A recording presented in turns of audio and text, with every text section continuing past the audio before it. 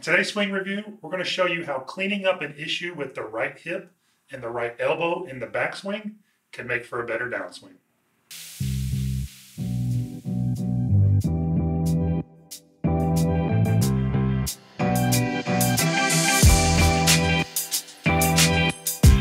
Mike Renato here with Sean Webb, and we've got Jonathan Swing. And I think Jonathan is from across the pond, and that's not the Allatoona, Lake Allatoona. That's the big pond, the Atlantic.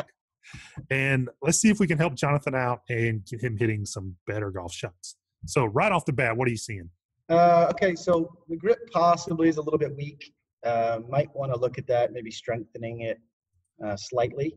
So this old school V pointing to his left ear. Yeah. It looks like both are at his right ear. Just probably kind of want to get it more pointing to the other side of the head. Yeah. Let's strengthen it up just a little bit. Which is just neutral. Yeah. Right? Let's get it to neutral. All right. And what are we looking at here when we first take him back in the? We got a couple of lines here. What do we want to look at when we first get him going in his backswing? Okay, so I think the overall theme of this backswing is that his hips or his pelvis doesn't have a lot of lateral shift early away from the target, but has a lot late in the backswing. Mm-hmm. So we want him to reverse that. So right now he's going, if you can see my hips here, he's going no lateral shift. At the top of the backswing, he starts making a late shift.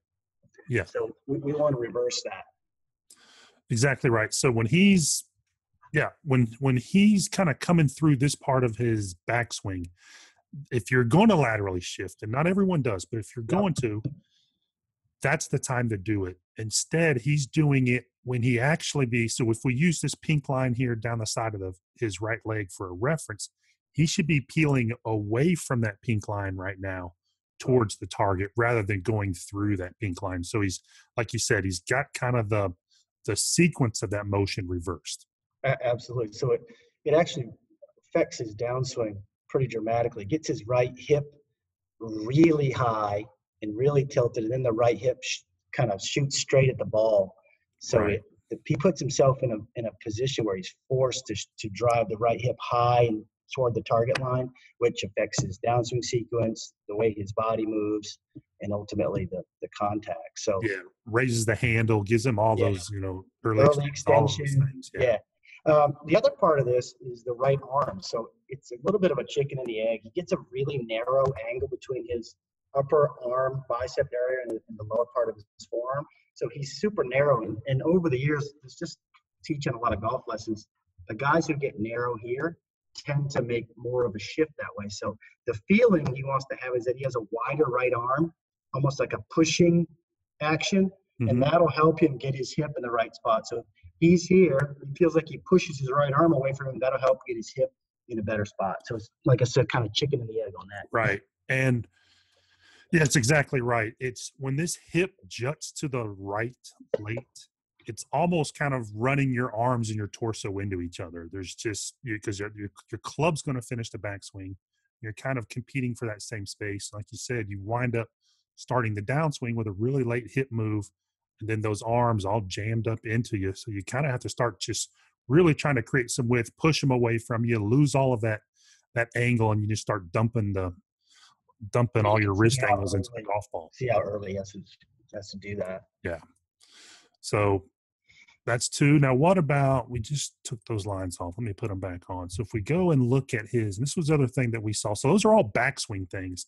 And we really think that the downswing will clean up drastically when you remove all those obstacles in the backswing. Mm-hmm.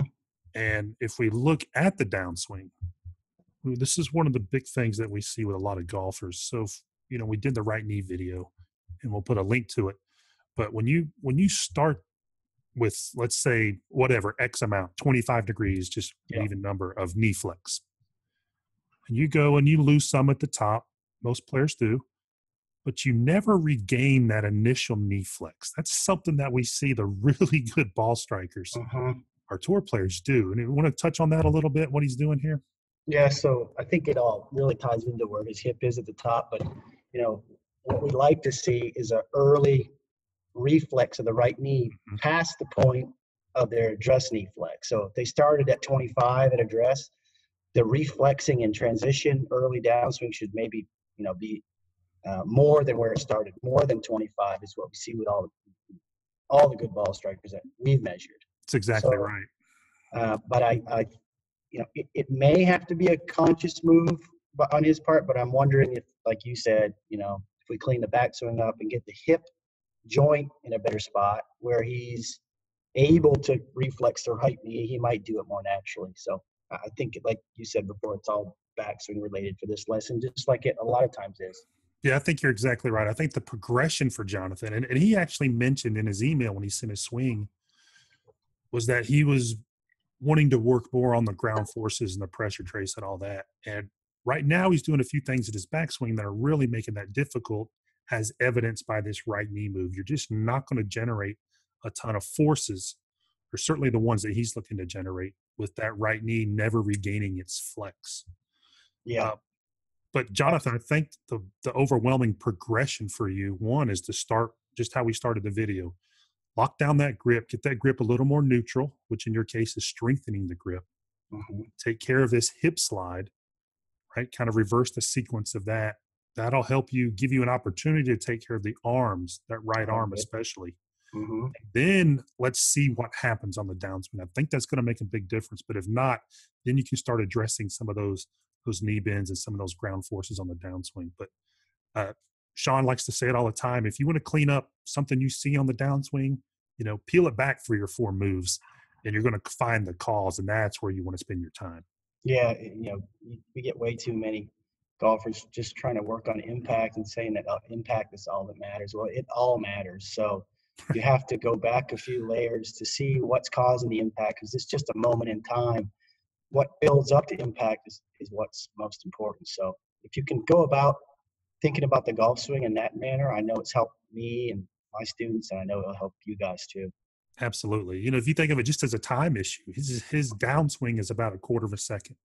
Mm-hmm. Everything leading up to that is the 3/4 of a second. You have Mm-hmm. much more time to make changes in that slower moving backswing phase than you certainly do on the downswing. And that's certainly where we see the most bang for your buck, Jonathan, as far as the improvement goes here in this swing.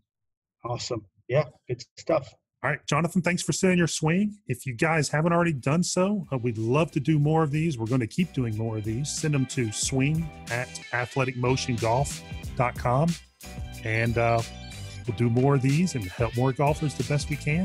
Thanks again, guys. Thank you, Sean. See you, Mike. Thanks.